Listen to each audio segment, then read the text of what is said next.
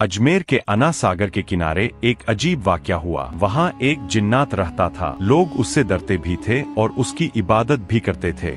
कोई उसके पास जाने की हिम्मत नहीं करता था। लोग कहते थे यह फकीर अजमेर छोड़कर कभी नहीं जाएगा। फिर किसी ने कहा वह लोगों को मुसलमान बना रहा है, जाओ और उसका किस्सा खत्म कर दो। जिन हंसा और गरीब नवाज के पास पहुंच गया। उस वक्त सरकार गरीब नवाज का कयाम एक दरख्त के नीचे अना सागर के किनारे था। जिन ने गरज कर कहा, ए फकीर अजमेर और हिंदुस्तान छोड़कर चला जा वरना मरने के लिए तैयार हो जा। गरीब नवाज मुस्कुराए और फरमाया, मैं खुद नहीं आया, मुझे मदीना की सरकार ने भेजा है। जिन ने गुस्से में हमला किया तो गरीब नवाज ने सुकून से फरमाया, तू क्यों नुकसान उठा रहा है, कलमा पर ले, मुसलमान हो जा, फायदे में रहेगा, तेरी मुराद पूरी होगी।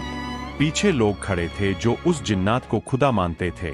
उनके सामने गरीब नवाज ने कहा, एक पत्थर की मूरत है और तू उस पर फिदा है। तू रात को जाकर उस बुतखाने में उसके पैरों के पास बैठकर कहता है, मुझसे बात तो कर, मुझसे कलाम तो कर, तू रोता रहता है लेकिन वह तुझसे बात नहीं करता। तेरी यह मुराद पूरी होगी अगर तू कलमा पर ले, तेरी यह मुराद पूरी होगी। फिर वो जिन ने कहा, हजूर मुझे उस पत्थर की मूरत से बात करा दो। तू रोज जाता लेकिन आज मेरे कहने पर जा, ताकि लोगों को पता चले कि मोहम्मदुर रसूलुल्लाह के गुलामों की शान क्या होगी। जो गुलाम का आलम है तो सैयद उल अंबिया का आलम क्या होगा। जिन रात को गया और जैसे ही उसने कहा, चल तुझे मोइनुद्दीन बुलाते हैं, वो पत्थर हकीकत में चलने लगा। जिन रो पड़ा और समझ गया कि यह तो अल्लाह के वली की करामत है।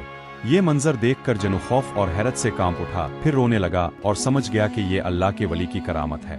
इसी वक्त वो मुसलमान हो गया और लोगों पर भी हकीकत आश्कार हो गई।